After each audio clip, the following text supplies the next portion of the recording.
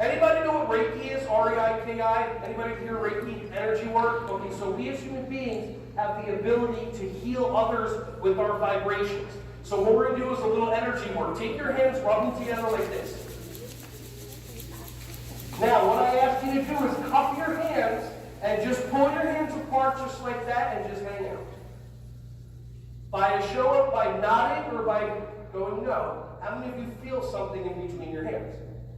How many of you are just like, what is going on? So this is energy. We just vibrated our hands. We're creating energy. We're not creating, it's constant. So then now pull it apart even more. For those of you that don't feel it, do it again. Sometimes also going like this. Some people feel more energy when they have their hands like this, so try it this way. And if you already feel it, now play with it. If you feel that energetic block or break in between your hands, if you feel... She's like going like, she said, I'm going to get your energy going, I don't care, this is going to happen. So that's awesome, I love it. So go like that, pull your hands apart, and once you feel something, now play with it.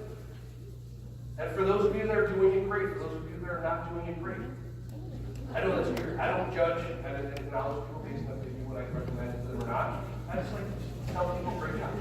Pull your hands apart even more. See if you still feel it in between your hands. If you do, pull it apart and then give yourself a nice energy hug. And now breathe in and everybody say, I love you, me.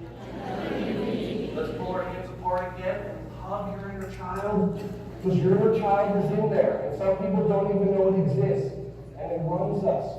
And if our inner child isn't taken care of, if you're spending time with other kids, teaching them, having fun with them, and then you go home, and then you start to numb, or you start to this and that, instead of painting or expressing yourself, you're not feeding your inner child. All right?